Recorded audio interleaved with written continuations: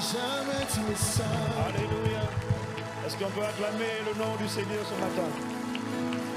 Comme on n'entend pas, est-ce qu'on peut acclamer le nom du Seigneur?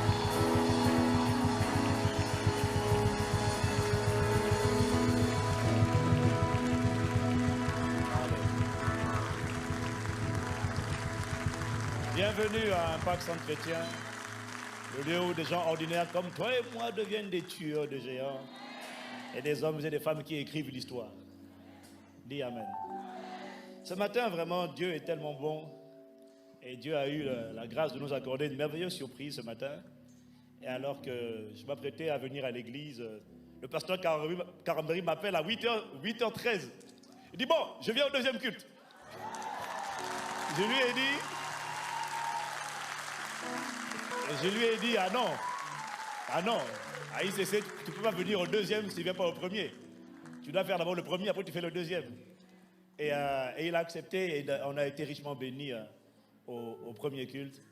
Et le thème sur lequel on est tellement important. Et je savais que pour parler de la partie connaître Dieu, c'est connaître Christ, c'est connaître les 4 dimensions de l'amour de Dieu. Et je lui ai dit, mais est-ce que ça ne te dit pas de parler? Parce qu'il a un poids, il a une crédibilité, il a une expérience. Et en tout cas, je vois que Dieu a disposé tout pour que ce soit lui qui vienne parler de cette partie-là. Donc, moi, je suis heureux.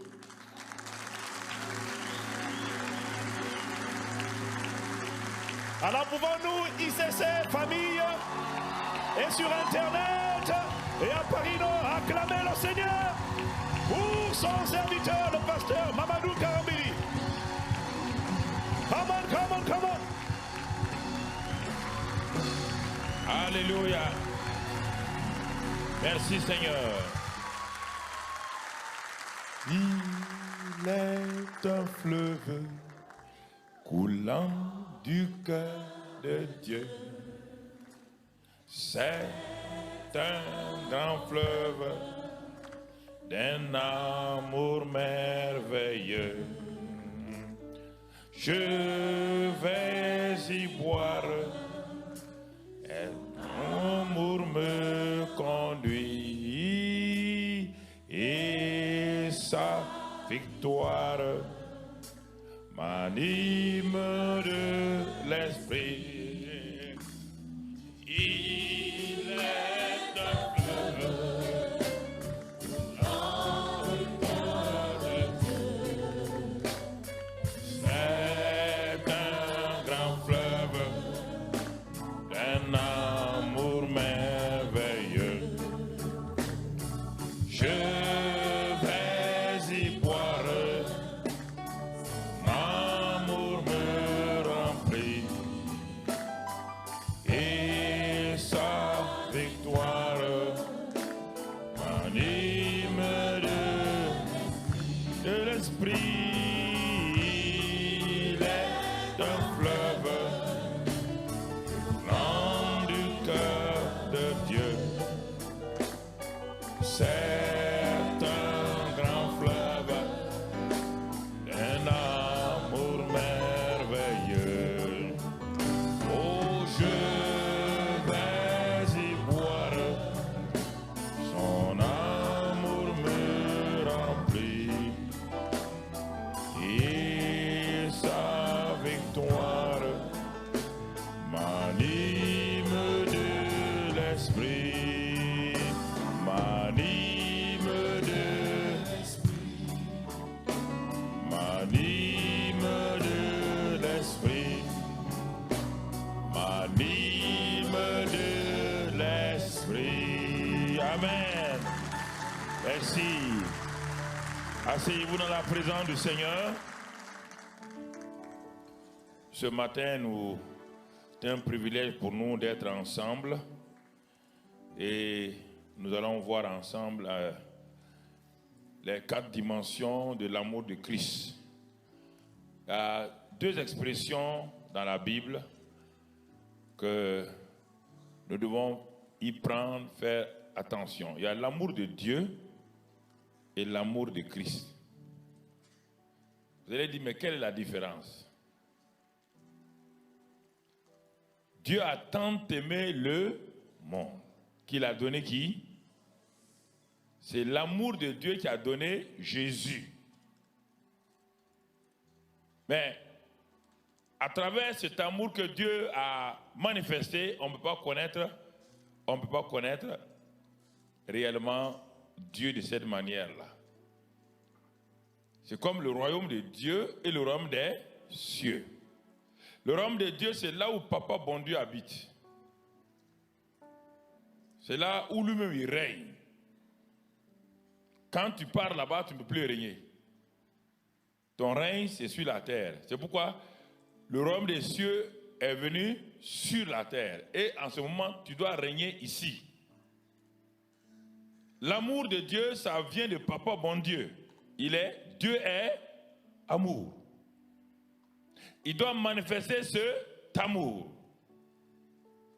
Et il le manifeste à travers Christ. Dans le royaume des cieux sur la terre.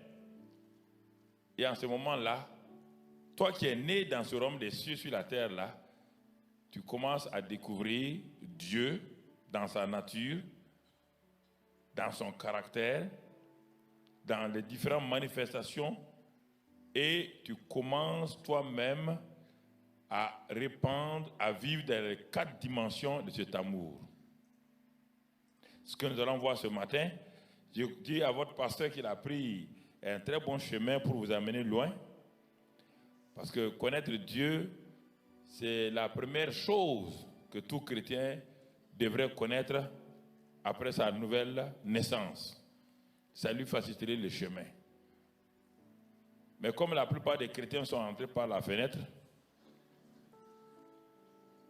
il faut les ramener à la porte pour revenir encore vers l'intérieur.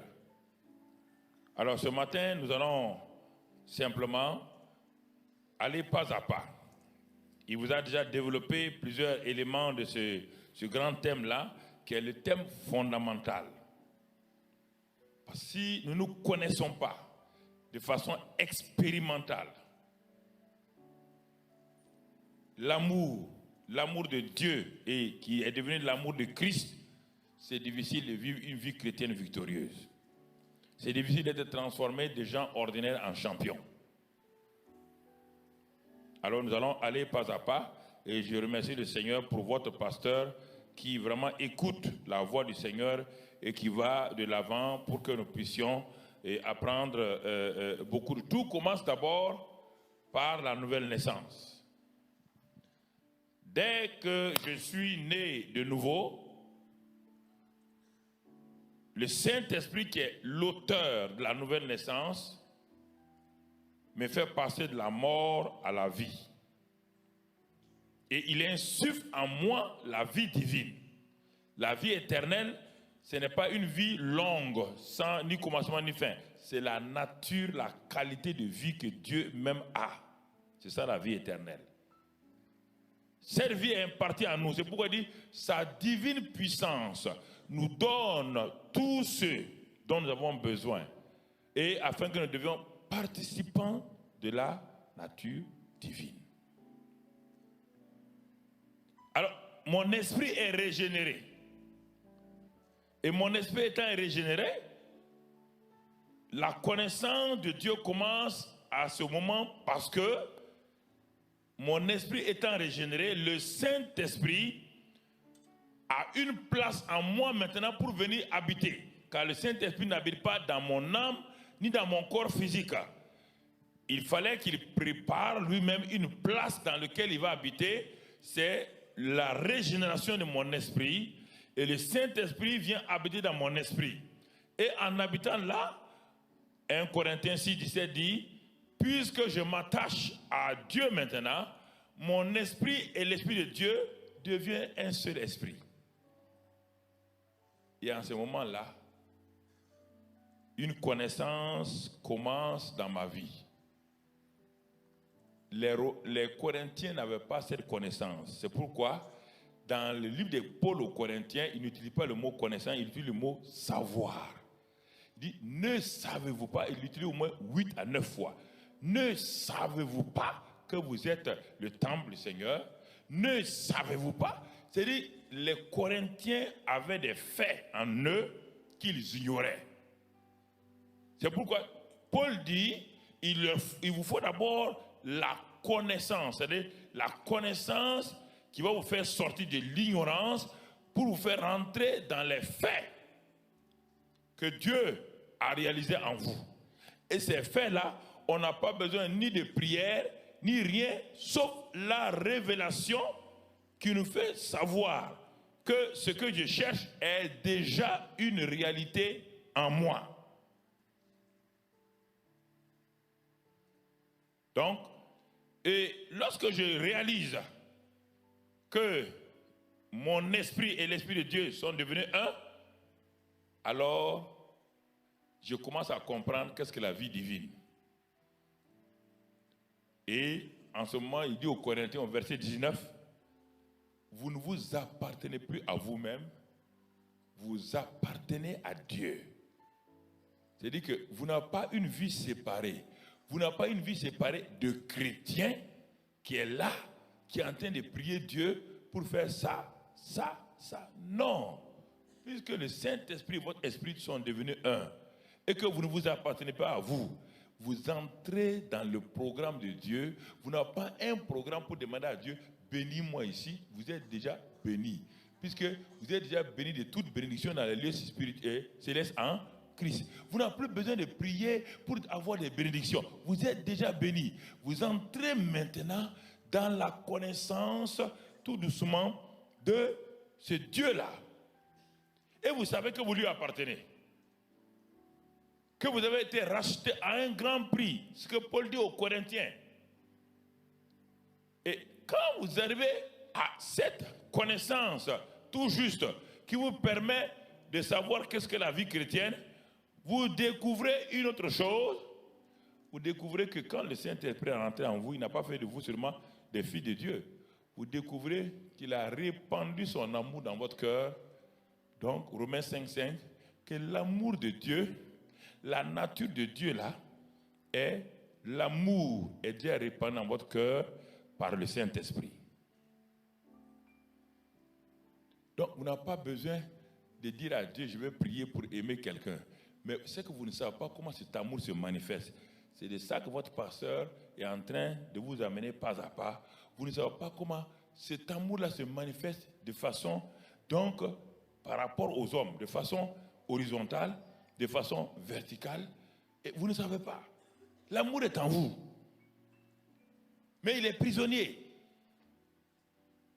L'amour est en vous. Vous savez que vous devez aimer ce frère qui vous a fait peut-être quelque chose. Mais vous ne savez pas comment l'exprimer. Alors, vous tournez vers la mauvaise manière. Je vais aller prier.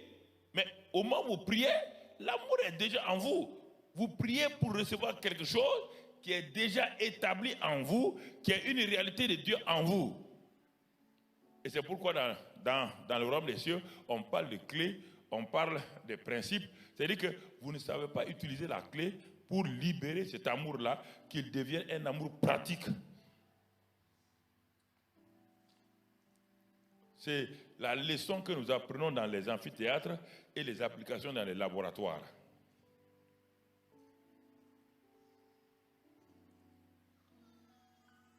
On nous dit la formule de l'eau, H2O.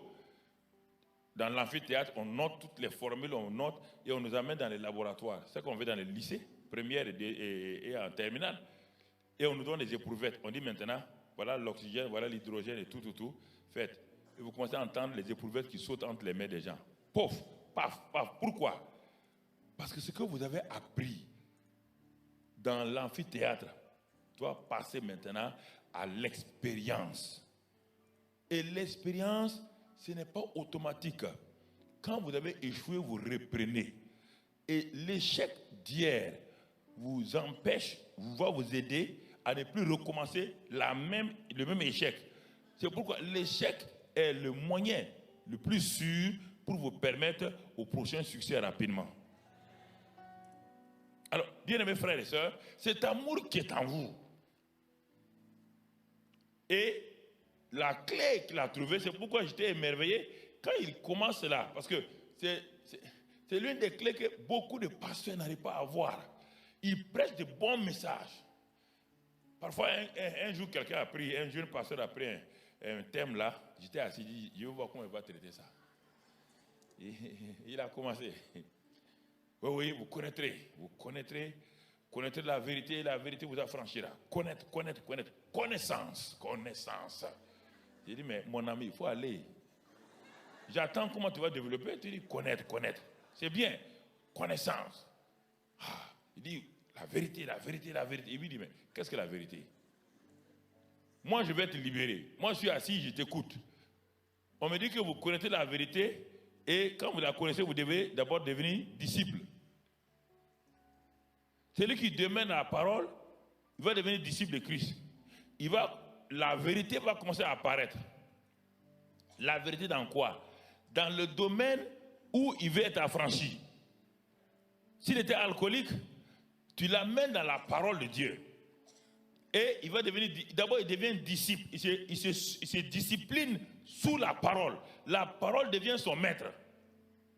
Et c'est quand la parole devient son maître que là, la connaissance va commencer à sortir. La connaissance dans quoi? Dans le domaine dans lequel il est esclave.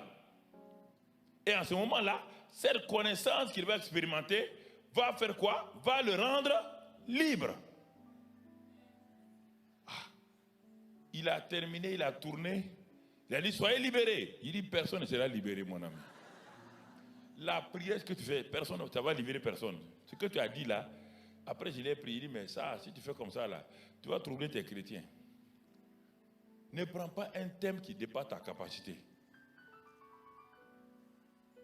Un enfant de l'école primaire ne prend pas l'algèbre. Il prend la surface du carré. Il enseigne la surface du carré. Ça, c'est important que vous compreniez.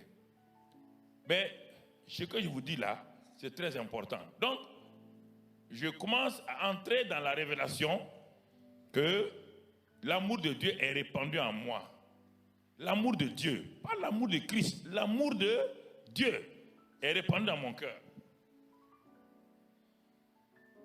Cet amour-là, il ne se manifeste pas, il est répandu seulement, il est dans mon cœur. Ça vient de Papa bon Dieu. C'est Papa bon Dieu qui l'a envoyé par le Saint-Esprit en moi.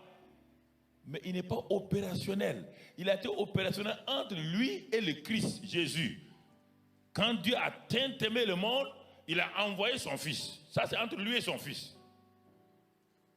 Mais il n'est pas manifeste dans mon cœur tant que cet amour-là ne passera pas par Jésus-Christ et que tu vois comment cet amour, Jésus l'a manifesté. Et maintenant, comme Jésus l'a manifesté et qu'il est la tête et que toi tu es un membre du corps, c'est l'amour de Christ là qui devient ton amour expérimental. Et comment cet amour-là, qui est l'amour de Dieu, peut-il passer pour devenir ton amour expérimental? C'est ce que Paul nous enseigne maintenant, ce qu'on va voir ce matin. Et alors, à ce moment-là, nous allons lire dans Éphésiens 3. Paul nous dit, dans ce passage d'Éphésiens 3, au verset 14. Vous voyez bien? Il dit, à cause de cela. Alors, si on devait savoir, mais à partir de quoi, qu'est-ce que Paul dit à cause de cela? C'est-à-dire que Paul arrive à une certaine conclusion. Ça veut dire qu'il a dit des choses avant de déclarer à cause de cela. De quoi? Mais il faut d'abord lire tout ce qui précède. Et si vous commencez à lire tout ce qui précède, vous n'allez pas trouver le cela dans les versets. Vous allez le trouver à partir du premier verset. Si vous allez au premier verset, Éphésiens 3, verset 1, la même expression est là-bas. Il dit dans Éphésiens 3, verset 1, à cause de cela, moi, Paul, le prisonnier de Christ, pour vous, païens. 3 points de suspension. Et il fait une grande parenthèse. Le verset 2 jusqu'au verset 13, c'est une parenthèse. Si tu suis ça, tu ne comprendras pas ce que Paul voulait dire. Il dit une phrase, il s'arrête, point de suspension, il fait une grande parenthèse. Et il reprend, il ferme la parenthèse au verset 13, il reprend maintenant le verset 14 où il dit, à cause de cela, il a compris quelque chose. Qu'est-ce qu'il va dire là? Ne peut pas être dit sans révélation. Il dit, je fléchis les genoux devant le Père. Je fléchis les genoux devant le Père. Et il dit, duquel Père tire son nom, toute famille dans les cieux et sur la terre. Alors, il nous montre deux dimensions, comme je vous l'ai dit. Le Père est en haut, les enfants sont en bas. L'amour de Dieu, l'amour de Dieu, l'amour de Christ. Le royaume de Dieu, le royaume des cieux. Il nous parle maintenant de deux familles. Une famille dans les lieux célestes, une famille sur la terre. Ah, mais pourquoi il me parle de cela? C'est les deux dimensions de Christ. Il me parle et il continue. Quand je regarde ici, qu'est-ce qu'il me dit? Il dit, il fléchit, afin que le Père vous donne, selon la richesse de sa gloire, d'être puissamment fortifié par son esprit dans l'homme intérieur. Il revient encore sur la deuxième dimension du Saint-Esprit dans l'homme. Première dimension, le Saint-Esprit m'amène à la régénération. Le Saint-Esprit me fait passer donc de pécheur à enfant de Dieu. Je suis régénéré par le Saint-Esprit. Le Saint-Esprit habite dans mon cœur. Mais je ne suis qu'un bébé.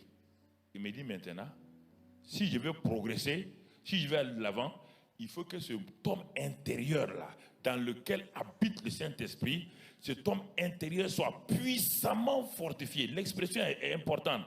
Puissamment fortifié.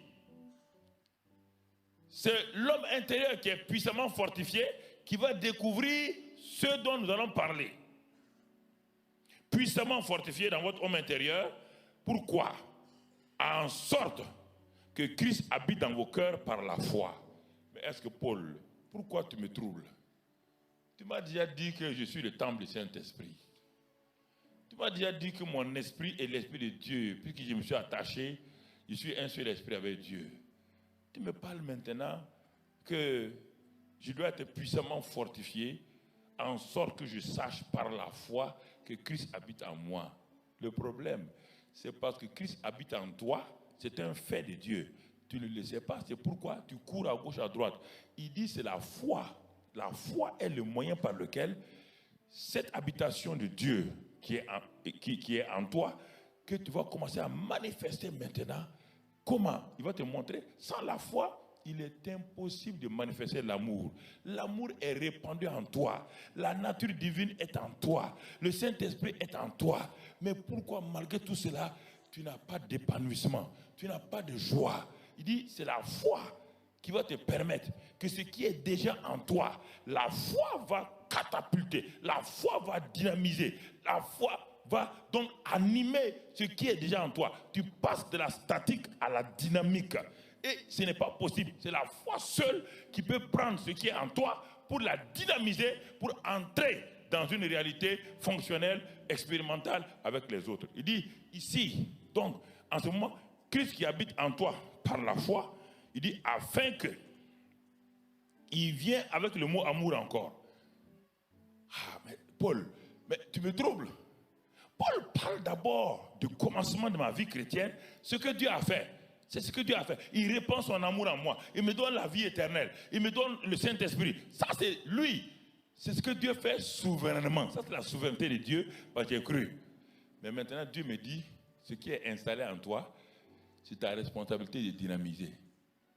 Ah, Dieu est au commencement, il est la source.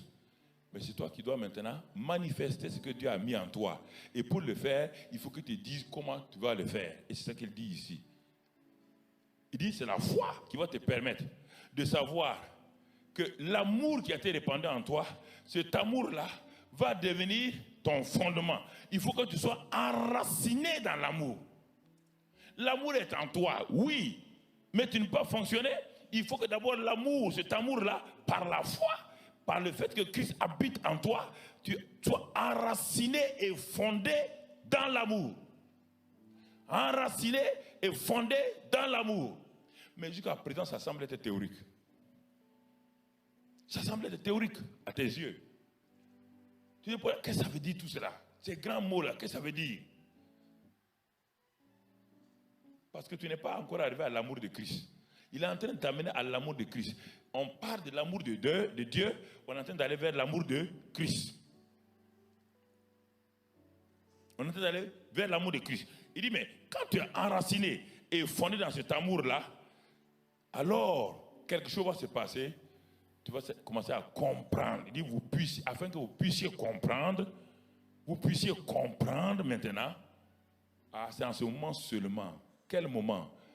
Quand je suis puissamment fortifié par le Saint-Esprit dans mon esprit et que je sais que je suis enraciné et fondé dans l'amour, il y a une nouvelle compréhension qui se passe dans ma vie chrétienne. Je commence à saisir, je rentre dans la stature de jeune homme qui a la connaissance. Il dit, jeunes gens, tu passes d'enfance qui était perturbée par les péchés, par ses défauts, les petits-enfants, c'est ça qui les intéresse.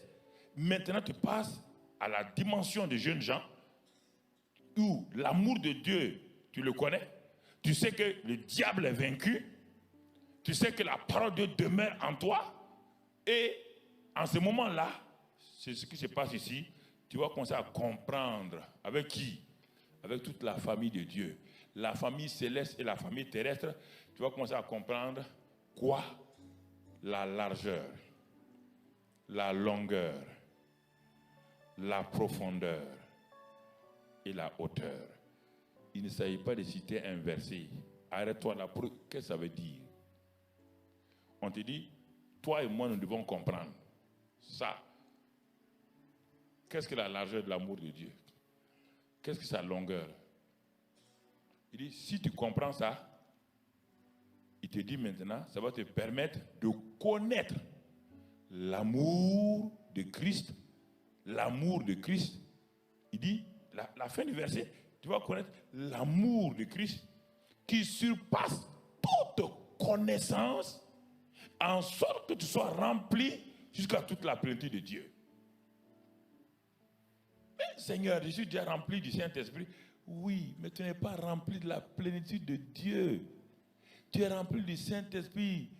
Mais maintenant, c'est par la pratique de l'amour de Christ que cela devient une plénitude. Tu l'expérimentes toi-même et tu vas commencer à nager comme le fleuve d'Ézéchiel. L'eau était aux chevilles d'abord, l'eau ensuite est arrivée, mais ce n'est pas lui qui a avancé, c'est l'homme qui le dirigeait, qui a mesuré et il est en train de faire des expériences. L'eau aux chevilles, l'eau aux genoux, l'eau à la hanche et maintenant le torrent dans lequel il nage. C'est ce que Dieu veut nous enseigner, Dieu veut nous parler ce matin. Alors, ces 4 dimensions de l'amour de Christ sont reliées attentivement à la croix. C'est pourquoi il dit, portez votre croix. Au début, il y a la croix de Jésus-Christ. C'est lui qui est venu sur la terre. Il est mort, il a pris nos péchés et tout. Mais pourquoi il nous dit maintenant que chacun porte sa croix? De quelle croix il s'agit? Il parle de ces 4 dimensions-là. La croix, on doit la transporter avec nous. On y rentre par la croix. Donc, dans le royaume, c'est-à-dire qu'on rentre par là et on a accès à la nouvelle naissance. Mais cette croix-là se transforme. Ce n'est plus une croix physique. On doit la transporter avec nous dans tous les... Parce que les 4 dimensions de l'amour sont liées à la croix de Christ. Alors, tu vas commencer à découvrir la largeur. La largeur, c'est quoi? L'amour de Dieu s'étend sur tous les hommes, sans exception. L'amour de Dieu s'étend sur tous les hommes sans exception. Les blancs, les noirs, les pauvres, les riches, les méchants. Tout l'amour de Dieu s'étend sur tous les hommes, car Jésus dit, quand lui sera élevé, il va attirer tous les hommes à lui. C'est-à-dire que c'est ça la largeur. La largeur de l'amour de Dieu s'étend sur tous les hommes. Et toi, tu ne peux pas faire exception en disant que cet homme-là n'est pas digne de l'amour de Dieu. Il refuse, parce que tu ne connais pas l'amour, tu ne connais pas la largeur. Si tu connais la largeur, alors tu vas commencer chaque matin, Seigneur. Oh, ce chef, ce patron qui est dans mon bureau, qui est si méchant. Mais Dieu dit, mon fils, mon amour, la largeur de mon amour inclut ce patron méchant-là. Cette belle-mère qui ne t'aime pas, Dieu te dit, la largeur de mon amour s'étend sur cette belle-mère dont le caractère est encore un caractère vraiment terrible. Mon amour s'étend. C'est à toi de manifester cet amour-là. C'est là ce qu'on appelle l'amour de Christ maintenant. L'amour de Christ, c'est ce qu'il va vous donner la semaine prochaine. L'amour de Christ est identifié à une souffrance, aux souffrances de Christ. Je ne vais pas entrer dans ça. Je m'arrête seulement à la lisière pour que lui, il vous fasse rentrer dans le fleuve. La largeur, l'amour, cet homme que tu regardes. Mais Dieu dit, mais non, mon fils, Christ, son amour là, c'est étendu sur toutes ces races. Il n'y a pas dit qu'il y a des gens qui ne nous aiment pas ici. Il n'y a pas dit que ces gens-là nous font du mal. Il n'y a pas de blanc, il n'y a pas de noir, il n'y a pas de riche, il n'y a pas de pauvre. L'amour, la largeur de l'amour de Dieu s'étend sur tous les hommes. Et c'est ça, c'est pourquoi Jésus a ouvert les bras. Il brasse toutes les races, toutes les ethnies. Tout le monde est dans cet amour-là. Et cet amour-là est en toi. Il a été répandu en toi. Tu es enraciné dans l'amour. Tu es fondé dans l'amour. Dieu te dit maintenant, va. C'est grâce à toi que cette largeur-là va se manifester au vu et au su de tout le monde. Si tu ne parles pas, personne ne saura que mon amour-là aime les gens de ton service. Aime les bons comme les méchants. Aime-les. Et tu verras comment cet amour-là s'élargit devant toi. Ce n'est pas fini. La longueur.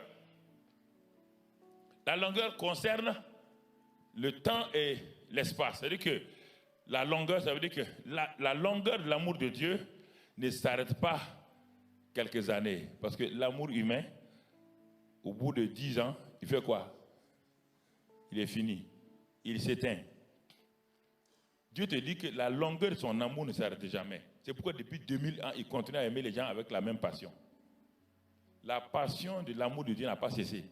Dieu n'a pas dit, maintenant, ça fait 2000 ans maintenant, je suis fatigué d'aimer les gens, je vais diminuer. Non, il ne diminue pas. Et tu ne peux pas diminuer. La qualité d'amour qui est en toi n'est pas un amour humain. Ce n'est pas un amour qui s'éteint à cause du fait qu'on ne t'aime pas, qu'on t'insulte. C'est un amour permanent. Sa longueur là va au-delà du temps et de l'espace. C'est pourquoi, partout où tu vas, que tu ailles ici, que tu sois ici, que tu ailles en Inde, tu ailles en Afrique, partout, cet amour à n'importe quelle heure de la journée. Tu ne peux pas dire que tu vas aimer quelqu'un à minuit, tu ne vas pas l'aimer à 6 h du matin. Tu dois l'aimer à 1 h, à 6 h du matin, mon frère. C'est ça la longueur. Et cette dimension-là, elle est incluse en toi déjà par le Saint-Esprit. Mais c'est à toi de savoir que tu es enraciné dans cet amour-là. Tu transportes cet amour-là avec toi. C'est un amour permanent en toi. Et tu commences à le manifester partout. Quelqu'un qui marche sur tes pieds, cet amour est pour lui. Ça, c'est la longueur. Ce n'est pas fini. Il n'y a pas que 2 dimensions, il y a la 3e. La 3e dimension, c'est la profondeur. Ça veut dire profondeur. Quand on parle de profondeur, on parle de mauvaises choses. Quel que soit le péché, il n'y a pas un péché si profond où l'amour de Dieu ne peut pas atteindre. À cause de ça, quelle que soit la noirceur du péché d'un homme, l'amour de Dieu qui est en toi là, tu ne dois pas le juger. Cet amour-là doit aller dans cette profondeur-là. L'amour de Dieu est parti arracher les gens dans la profondeur du péché, dans la crasse du péché. Est parti arracher les gens là pour les amener donc à Dieu. Donc, tu ne peux pas dire, ah, moi je ne peux pas aller prêcher à cet homme-là, c'est un homme méchant. Non, l'amour de Dieu a cherché des zachés qui sont perchés sur les arbres. L'amour de Dieu qui était en Christ est parti s'arrêter sous l'arbre et a demandé, et a dit que Zachée descend. Les gens ont dit, Zachée ne monte pas sur les arbres. C'est un homme terrible. Il ne peut pas monter sur les arbres. D'abord, il est petit, il est méchant, il est trafiquant, il est escroc. Jésus a dit, Zachée est sur l'arbre. Ils ont dit, Jésus, c'est pas possible. Il a dit, Zachée descend. Il n'a même pas levé les yeux. Et brusquement, on a vu Zachée descendre. L'amour fait descendre les gens, même s'ils sont sur la montagne du péché. Même s'ils sont dans l'enfer, l'amour les fait remonter. Ça, c'est la profondeur. Ne t'arrête jamais devant quelqu'un qui dit qu'on ne peut pas l'aimer. Ce n'est pas possible. Dieu te dit, c'est pourquoi la croix, là, la croix a été plantée. Elle va jusqu'en profondeur, jusqu'en enfer. C'est pourquoi Jésus est allé jusqu'en enfer pour t'arracher de l'enfer.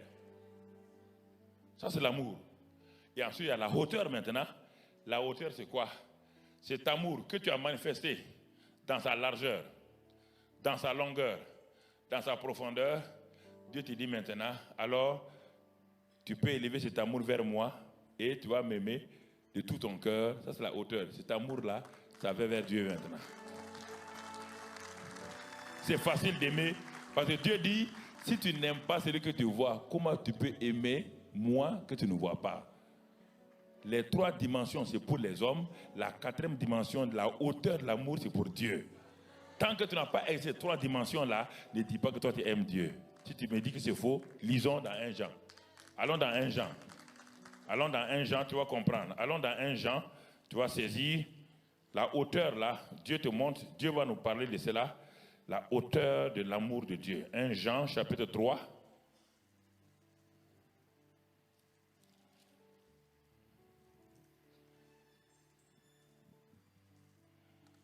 « 1 Jean, chapitre 3. Non, chapitre 4, verset 20. Il y a plusieurs, le chapitre 3 et le chapitre 4 portent sur ça. Il dit, 4, 20, il dit, si quelqu'un dit, j'aime Dieu, et qu'il haït son frère, c'est un quoi? Menteur. Donc, la connaissance de l'amour de Christ là, est-ce que Christ a haï quelqu'un? Christ a abandonné quelqu'un? L'amour de Dieu là est maintenant passé de l'amour de Dieu à l'amour de Christ. C'est pourquoi Christ est venu, il a étendu son amour pour tout le monde. Il a accepté d'aller jusque dans les enfers pour nous arracher de l'enfer. Il a accepté que cet amour-là s'étende sur tout le monde. Il a dit aller dans le monde entier, l'espace, le temps. Le monde entier veut dire quoi? Il dit, cet amour-là doit rester jusqu'à ce que le monde ait entendu. Le temps, ça dépasse le temps. Jusqu'à ce que le monde entier ait entendu l'évangile. Et la bonne nouvelle, en ce temps, la fin viendra. La fin ne viendra pas. Même si tu pries, tu jeûnes, tu peux amener la fin. Jusqu'à ce que l'amour de Dieu aille dans toutes les contrées, toutes les tribus, toutes les ethnies. Et quand tu fais cela, tu vas voir que c'est facile d'aimer Dieu. Pourquoi? Tu vas voir que c'est facile. Il dit, tu ne peux pas dire que tu aimes Dieu si tu n'aimes pas ton frère. Si tu n'as pas exercé les 3 dimensions de l'amour envers ton prochain, envers les saints, envers la famille de Dieu sur la terre, tu ne peux pas aimer le père de famille qui est Dieu lui-même si tu n'as pas pu aimer d'abord ceux qui sont faits à son image, ceux qui le représentent, malgré leurs faiblesses, malgré leurs imperfections, malgré tout ce qu'ils ont. Car c'est lui qui n'aime pas son frère qu'il voit. Comment peut-il aimer Dieu qu'il ne voit pas? Oh, moi j'aime Dieu. Frère, fais attention à cette phrase. Comment peux-tu aimer Dieu quand tu refuses de reconnaître les membres du corps de Christ? Pourquoi Jésus a-t-il dit à Saul de Tarse, pourquoi me persécutes-tu? Le Jésus qui parlait était déjà au ciel. Il n'était pas sur la terre. Paul n'a jamais vu Jésus-Christ de Nazareth. Paul ne l'a jamais salué. Paul ne l'a jamais dit, il n'a jamais rencontré, il n'a jamais parlé à Jésus. Mais voilà Jésus qui lui dit, tu me persécutes. Mais il le persécute en quoi et comment? Jésus dit, en persécutant les chrétiens, c'est mon corps. C'est moi que tu persécutes. Est-ce que mon frère, je peux te laisser venir piquer mon pied en disant que tu piques mon pied, ce n'est pas moi? Non. Si tu piques mon pied, c'est moi que tu attaques. C'est pourquoi Paul a compris rapidement plus que les autres chrétiens. Parce que les pierres étaient encore dans l'ignorance. Et il disait, les juifs, les grecs, tout. Mais Paul a compris que quiconque est dans le corps de Christ, est membre du corps de Christ, il s'appelle Jésus. Écoute-moi mon frère, mon genou s'appelle qui? Mon genou s'appelle qui? Hein? Mais, si tu veux donner un nom à mon genou, tu vas l'appeler Yvan? Il s'appelle qui? Karambiri? Mon cou s'appelle qui? C'est ça que vous devez comprendre. Donc, un chrétien s'appelle qui? Jésus. Jésus dit, L'homme que tu as tué hier là, mais c'est moi, je suis en lui. C'est cet amour-là. C'est pourquoi je suis heureux de ce qu'il a commencé ce thème-là.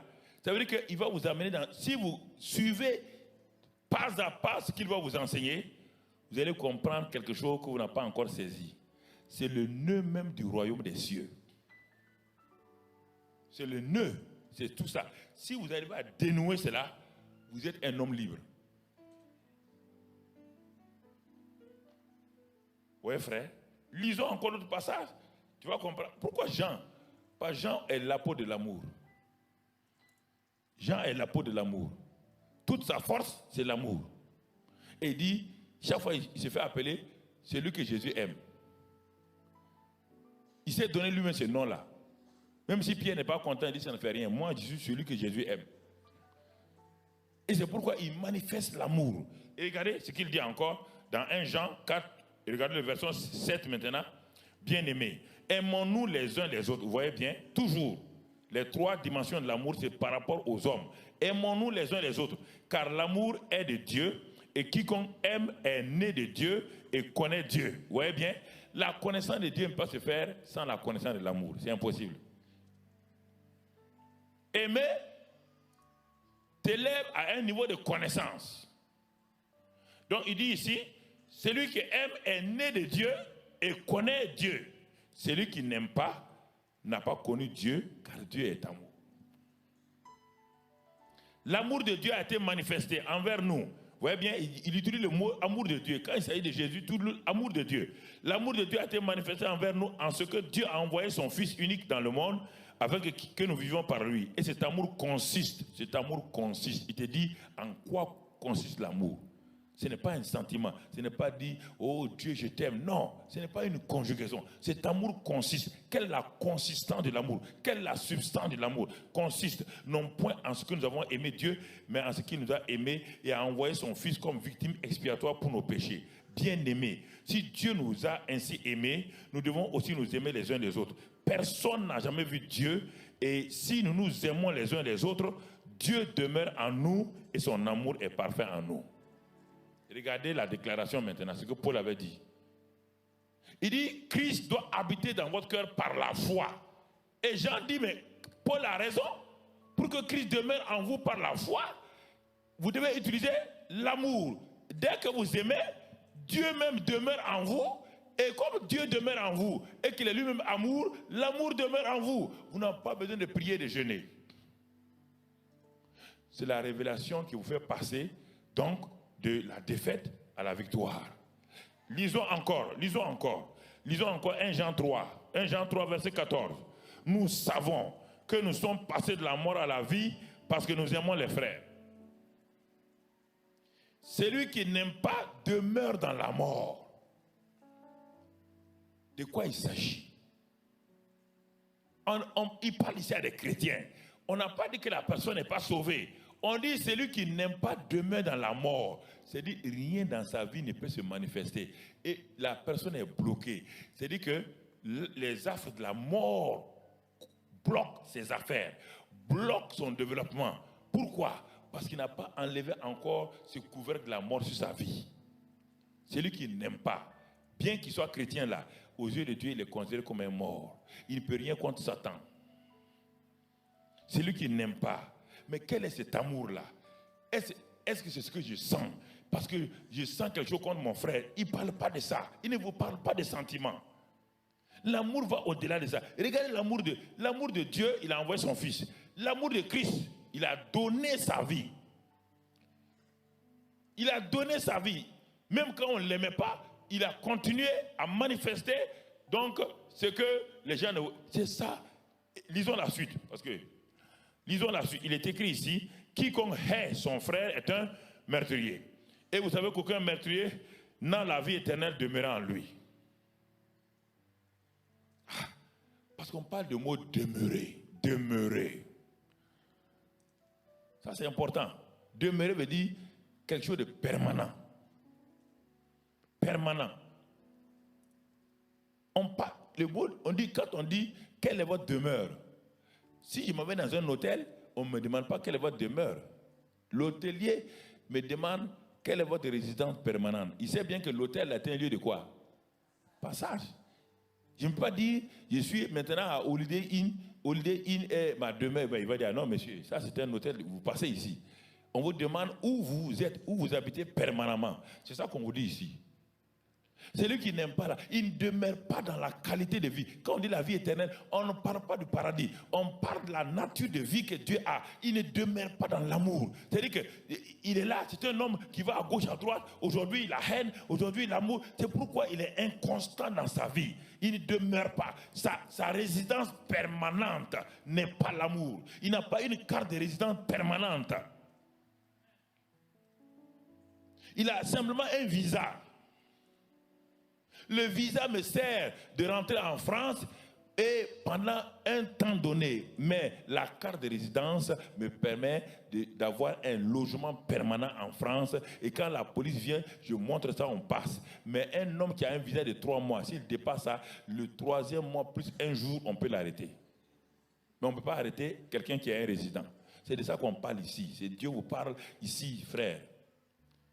Demeurer dans l'amour, c'est demeurer dans la vie éternelle. C'est la qualité de vie que Dieu a. Et ça vous permet de faire quoi? Lis la suite. Nous avons connu l'amour. Et en ce qu'il a donné sa vie pour nous, nous aussi, nous devons donner notre vie pour les frères. Si quelqu'un possède les biens du monde et que voyant son frère dans le besoin, il lui ferme ses entrailles, comment l'amour de Dieu demeure-t-il en lui? On commence à voir déjà l'aspect. Comment l'amour de Dieu peut demeurer en moi quand je vois mon frère dans un besoin et que je peux satisfaire, je ferme mes entrailles. Comment l'amour de Dieu peut demeurer en moi? Donc l'amour, ce n'est pas un sentiment, ce n'est pas une philosophie. C'est des choses bien précises, des actes précis que tu poses. Toi, tu penses que ce n'est pas de l'amour. Mais Dieu dit que c'est de l'amour. Tu penses que non. Tu as posé un acte. Les gens disent que ce n'est pas l'amour. Non, Dieu dit ça, c'est l'amour. Quand il dit, vous avez vu, j'ai été en prison et vous m'avez visité. Mais l'acte que tu as posé envers ce prisonnier-là, Dieu appelle ça amour, l'amour de Christ.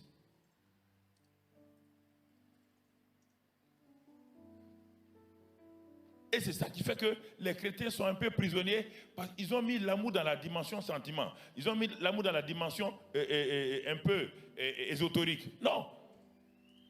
On va continuer. Regardons. Petits enfants, n'aimons pas en parole et avec la langue, mais en action et avec vérité. Je vous pose, mes chères sœurs, quelle sorte de mari vous voulez? Un mari, attendez, votre mari là. Vous voulez un homme qui tout le temps vous dit, chérie, je t'aime, vraiment, je t'adore et tout, mais il pose des actes contraires à vous? Ou bien vous voulez un homme qui ne dit, peut-être qui ne dit même pas que je t'aime, mais qui tout le temps vraiment vous respecte, prend soin de vous, fait de bonnes choses?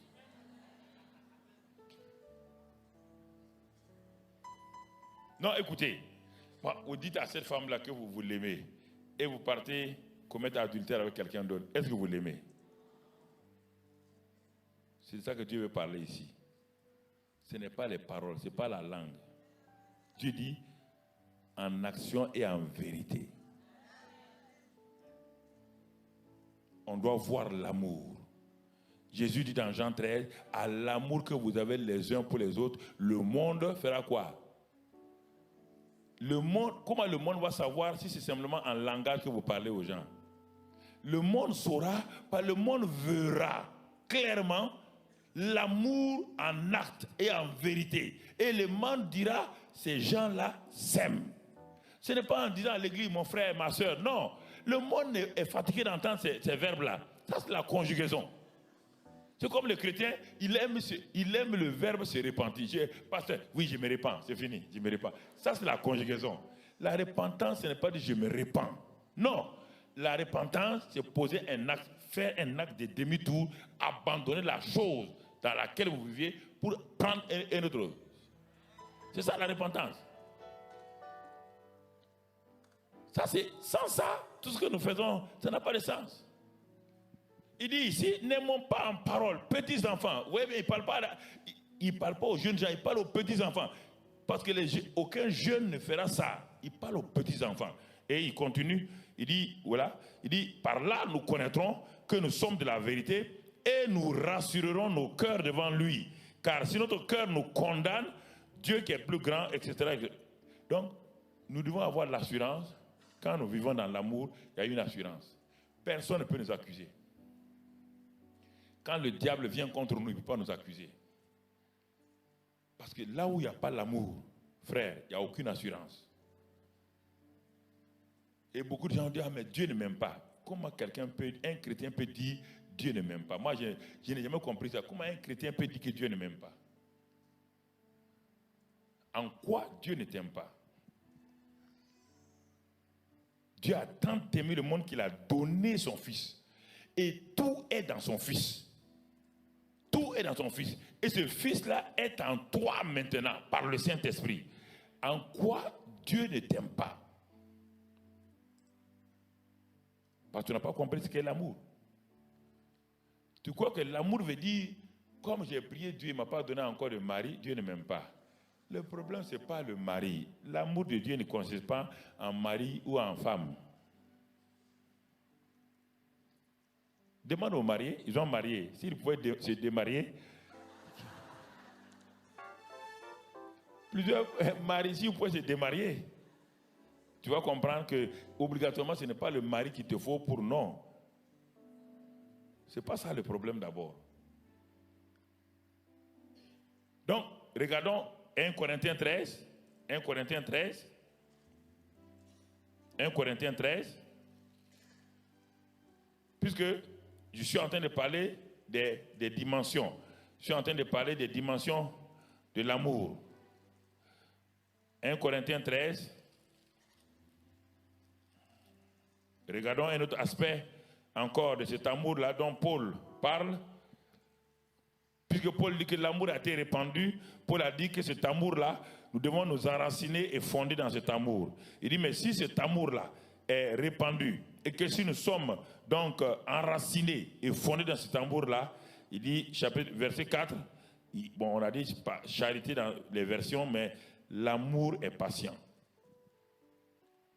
Quel amour? L'amour qui a été fondé et enraciné, pas l'amour qui a été répandu. L'amour qui a été répandu là, il n'est pas encore enraciné en toi. S'il n'est pas enraciné en toi, parce que tu n'es même pas conscient que Christ qui est en toi là, il est en toi par la foi. Tu ne connais pas l'enracinement de l'amour. Ce sera difficile pour toi de manifester cela. On dit que c'est l'amour. L'amour s'appelle patience. C'est ça qu'on te dit ici. Quand on dit, le français dit l'amour est patient, parce qu'on doit conjuguer. Le français, il faut toujours un sujet, un complément et autre chose. Dans le grec, il n'y a pas ça. C'est-à-dire que l'amour est patient. Non, l'amour s'appelle quoi? Patience. C'est un des noms pratiques. Dans les 3 dimensions-là, quand tu es patient, c'est un aspect, un autre nom de l'amour. Il est quoi? L'amour est quoi? L'amour ne demande pas d'être patient. On te dit que l'amour est. Cela veut dire, si, je disais tout à l'heure là, si il y a un pasteur qui priait tout le temps, qui demande à Dieu, je veux la patience. Seigneur, donne-moi la patience. Donne-moi la patience. Il croit que la patience est quelque part. Il ne sait pas que la patience est déjà en lui. Alors il dit, Seigneur, donne-moi la patience. Le lendemain, il vient et trouve que sa meilleure secrétaire. Parce qu'en ce temps, il n'y avait pas d'ordinateur, c'était les machines là. Tant de mots par minute. La secrétaire là qui tape rapidement, sans faute, elle est tombée malade. Et il a trouvé qui? La seconde secrétaire là. Ah là là. Elle est comme un escargot. Et puis les fautes grammaticales pleuvent. Elle ne peut pas taper une phrase sans 2 ou 3 fautes grammaticales. Mais il était déjà sous stress. Il avait une lettre urgente à taper. Il donne à la dame. 5 minutes, il vient dire, tu n'as pas encore fini? La dame dit, non, non, patron, ça va venir, ça va venir. Il dit, mais, il tourne dans son bureau, il revient. Il tourne dans son bureau, il revient. À la fin, la dame lui a donné. Quand il compte les fautes là, ce n'est pas possible. Mais Après, il s'assoit dans son bureau, il dit à Dieu. Mais Dieu lui dit, tu as demandé la patience, non? C'est ça la patience? Il dit, ah bon? C'est ça comme ça? Il dit, mais oui. L'amour est quoi? L'amour est... Mais donc tu as la patience. Et regarde, c'est ça que je t'ai dit. C'est ça mon école. C'est ça ma réponse. Pour lui, il croyait que quand Dieu dit l'amour est patient là, Dieu va venir une nuit, puis il dit, mon fils, écoute-moi, maintenant,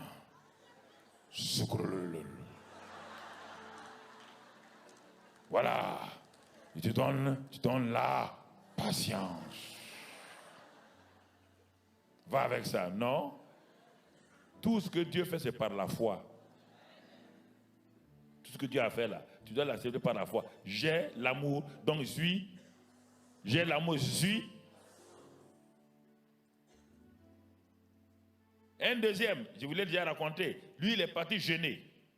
Il voulait la patience. Il a jeûné 3 jours, un bon jeûne. Jeûne d'Esther. Il arrive chez lui le 3e jour. Il vient trouver que sa femme est partie au marché. Il s'arrête devant la porte. Il commence à parler en langue. Korabakandro soïda. Alléluia, Seigneur. Merci, Seigneur. 10 minutes, la femme n'est pas encore là. Parce que le monsieur avait faim. Il s'arrête. Il parle encore en langue. Ça ne va pas. Il chante, ça ne va pas. 20 minutes, la femme ne vient pas. Il dit, ah, Seigneur. Il commence à être agité.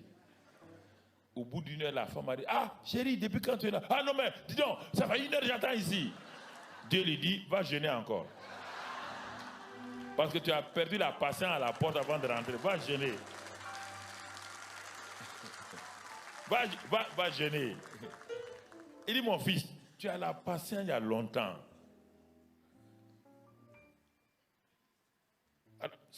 Peut-être ton cas, c'est ça, c'est la patience.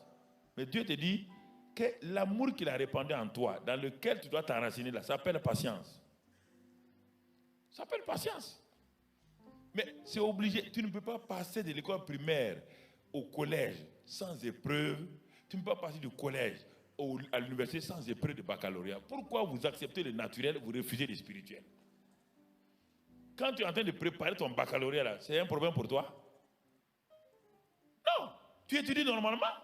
Et tu sais que les épreuves qu'on va donner au baccalauréat ne dépassent pas ta capacité. La Bible dit que Dieu n'a jamais donné une épreuve à quelqu'un qui dépasse sa capacité. Toute épreuve a en toi la capacité de la comprendre, de la saisir et de passer. Oui ou non? Le naturel et le spirituel vont de pair. Si, écoute-moi, plus tu pries pour être patient, plus tu as des gens qui ne te plaisent pas devant toi, ce sont tes épreuves comme cela. N'essaie pas de les dire que le feu tombe sur eux. Le feu ne tombera pas sur eux. Ne dis pas de dégager. Non, mon frère. Ce que tu as appris en classe de terminale, là, que ce soit terminale littéraire ou scientifique, ce sont ces matières qu'on te donne. On ne te donnera pas autre chose. Et on sait que pendant l'année, c'est ça qu'on t'a enseigné. Et ça doit passer, mon frère. Tu ne peux pas dire ce n'est pas possible. Mais si tu fais un pas sur tes leçons, tu seras comme ce jeune homme-là, au Burkina, il y a plusieurs années. En ce temps, on écrivait les sujets de BPC sur le tableau noir. En sciences naturelles, il a appris toutes les leçons, mais comme chaque année, les élèves aiment regarder ce qu'on donne là, on avait donné sur le sang. En 3e, on faisait le sang. Donc le sang, on a donné ça l'année passée. Il s'est dit non, si on a donné ça l'année passée, on ne donnera pas cette année. Donc il a fait un pas sur la leçon du sang. Il arrive dans la classe, le jour de l'examen, il arrive, premier sujet, on met le sang. Deuxième sujet, on met toujours puis une maladie, la tuberculose. Le petit était assis, il regarde le sujet. Ça ne va pas. Il a commencé à avoir des troubles.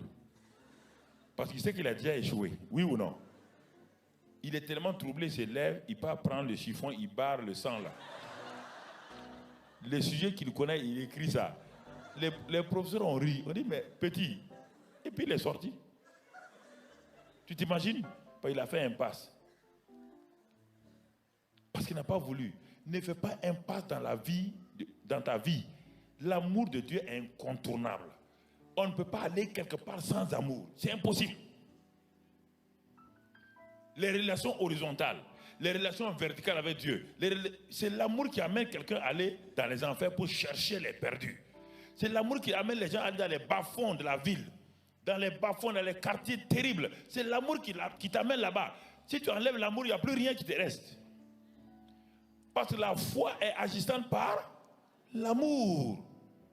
La foi n'agit pas là où il n'y a pas l'amour. L'amour est l'élément qui soulève, qui permet à la foi de fonctionner. Il n'y a pas une foi impersonnelle comme ça. J'ai la foi. Non.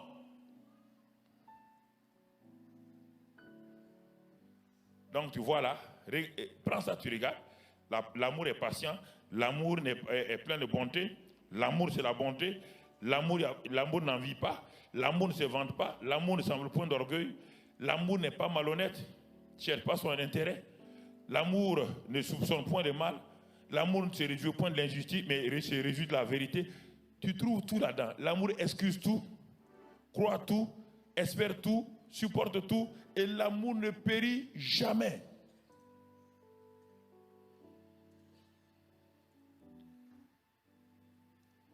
Et connaître l'amour de Christ qui surpasse toute intelligence et la connaissance, qui surpasse toute intelligence. Qui surpasse toute intelligence que tu as, l'amour de Christ. Par l'amour de Dieu a été en Christ. L'amour de Christ, c'est la pratique. Il a donné sa vie, il a souffert pour toi. Il a été maltraité, il a été frappé, il a été humilié, on a craché sur lui. C'est ça, c'est l'amour pratique. Et faisant partie du corps de ce Christ-là, c'est cet amour que tu dois manifester. Pas l'amour du Père, l'amour de Christ que tu dois manifester. Christ a souffert, alors c'est ce qu'il va donner. Comme il a fait, tu fais comme cela parce que tu as la capacité. Il a mis en toi cet amour. Il a répandu et tu t'es enraciné. Et le Saint-Esprit est là pour t'aider et te dit manifeste par la foi cet amour-là. Romains 13 pour terminer. Romains 13.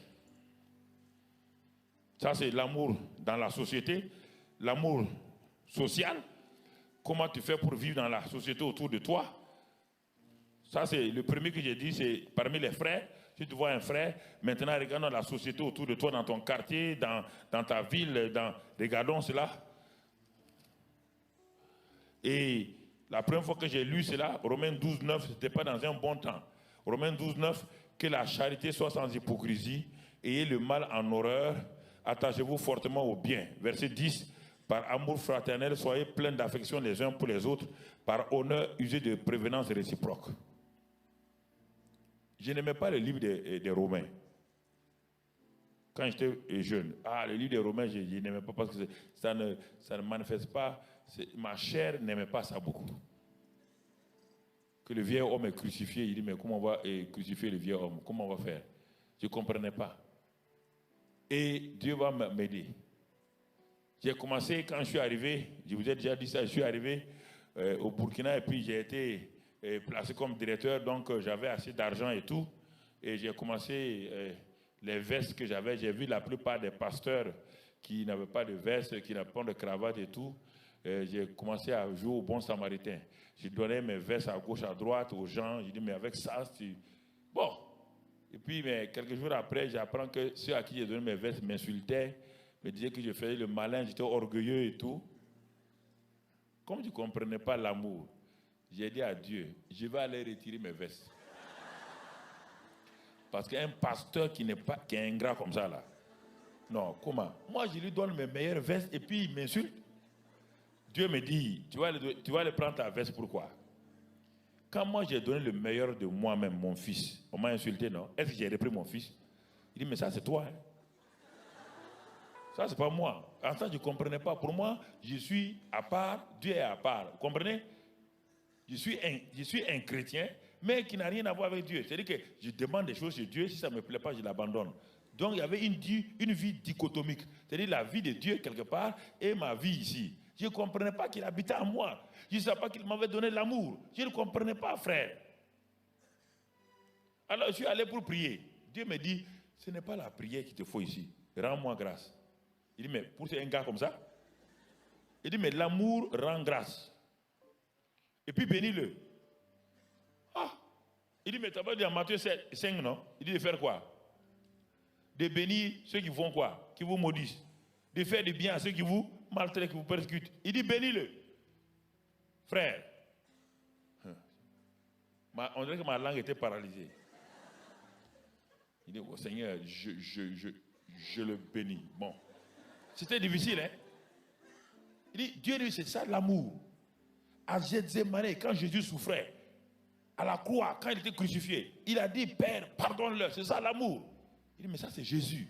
Il dit, mais ce que vous ne comprenez pas, vous croyez que vous avez une vie différente de celle de Jésus. Vous êtes parti maintenant du corps de Christ. Mais quand j'ai commencé à bénir, j'ai découvert. Dieu me dit, j'ouvre maintenant, il dit ouvre la Bible. Je tombe ici ce passage-là. Que votre amour soit sans hypocrisie. Il me dit, je voulais continuer, il dit, mais ne continue pas. Est-ce que ton amour est sans hypocrisie? Même envers tes frères. Ah, il dit, Seigneur, ah. Il dit, quand tu dis à telle personne, mon frère là, est-ce que c'est vrai? C'est ton frère? Il dit, en tout cas, bon. En tout cas, c'est mon frère. Mais Dieu me dit, non, c'est pas vrai. Tu le sais très bien. Quand vous venez devant l'église, vous dites, allez frère, tu as envie d'avoir un couteau derrière et puis poignarder dans son dos, oui ou non? Dis la vérité. Il dit, il y a ça un peu quand même. Dieu me dit alors, ton amour est un amour hypocrite. Moi, je ne l'ai jamais fait comme cela. Il dit, Seigneur, mais ça c'est grave. Mais je suis chrétien, je parle en langue. Dieu dit, ce n'est pas parler en langue ici. Ce n'est ni l'onction, ça c'est ma vie qui doit couler de toi. Vous confondez l'onction, vous confondez les dons, vous confondez la puissance avec ma vie. Ma vie doit couler. Ma vie, tu es maintenant et ma vie doit couler de toi. On doit voir ma vie à travers toi. Il dit, mais c'est l'amour. C'est pourquoi je vous ai donné l'amour. Je sais bien que ce que vous avez ne peut pas vous aider. J'ai répandu mon amour en vous. J'ai mis mon amour en vous. C'est là, frère, que j'ai commencé à connaître qu'est-ce que le pardon. Comment pardonner les gens sans sentir. Comment bénir les gens sans le vouloir.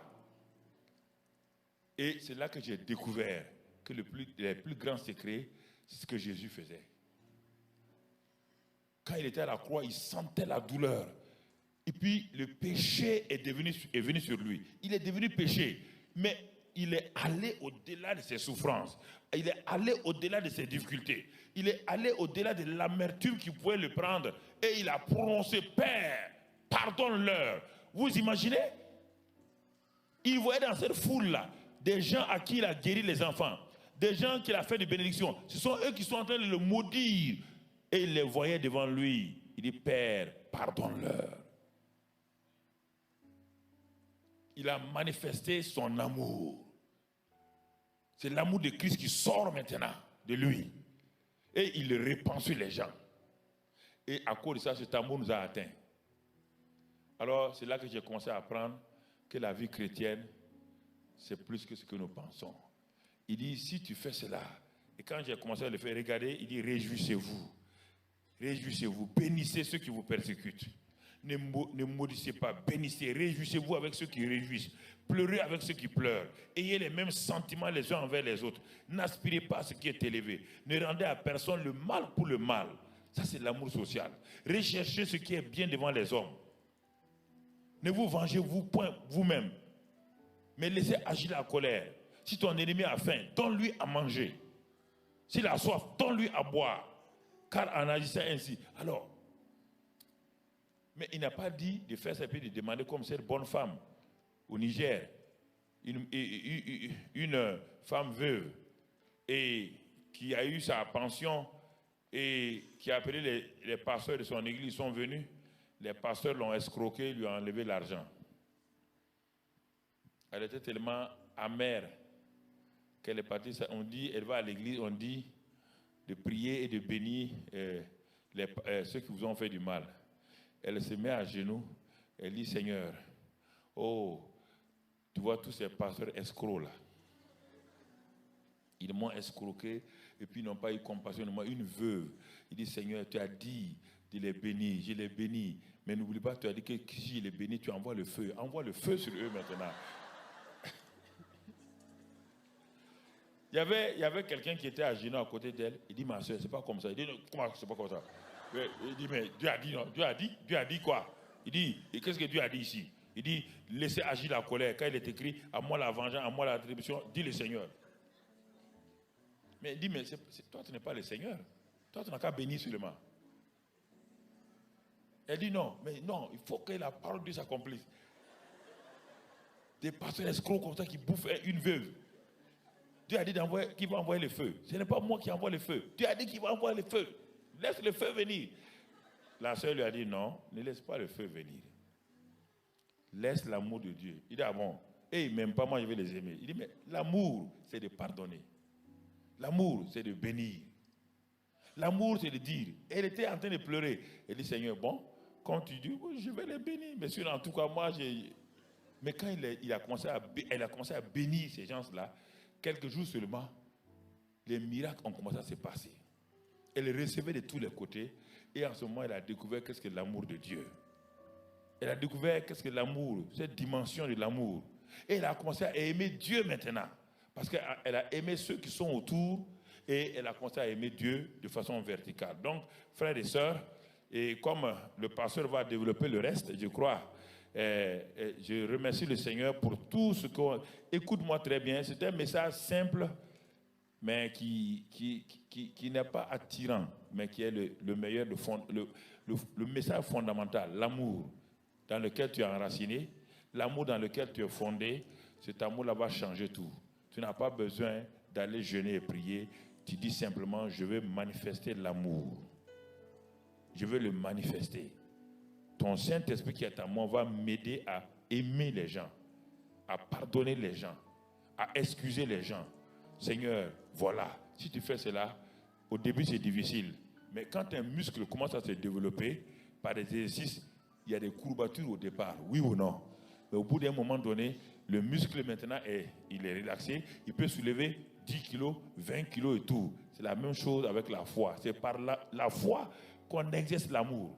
On exerce l'amour pour des gens, on commence à bénir. Après, on pose des actes. Et au fur et à mesure, cette foi-là grandit et ça permet à l'amour de monter, à l'amour de monter, à l'amour de monter. Et en ce moment-là, l'amour devient une réalité en toi. Et en ce moment, tu vas commencer à voir la plénitude de Dieu. Commence à te remplir. Tu deviens à l'image de Dieu. Ça devient une réalité.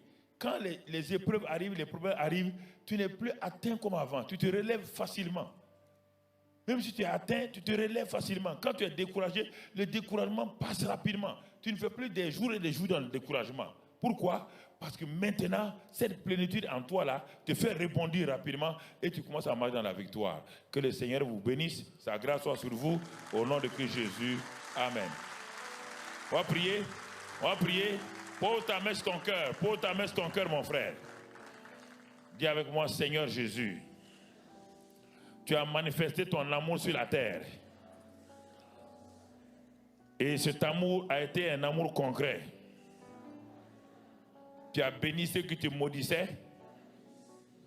Tu as fait du bien à ceux qui te maltraitaient. Tu n'as pas rejeté les méchants. Et cet amour que tu as manifesté est en moi, parce que je suis membre de ton corps. En tant que membre de ton corps, je peux manifester cet amour-là par le Saint-Esprit qui habite en moi. Et tu m'as donné la foi comme levier. Et c'est par cette foi-là que je pardonne, que je bénis, que je fais du bien, que je manifeste les 3 dimensions au niveau des hommes avant de manifester la 4e dimension à ton niveau.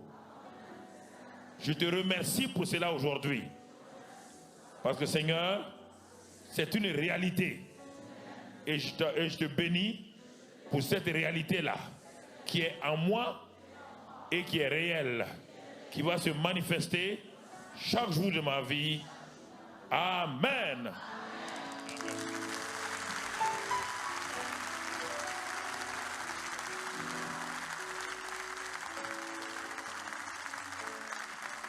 Est-ce qu'on peut acclamer le Seigneur? Est-ce que-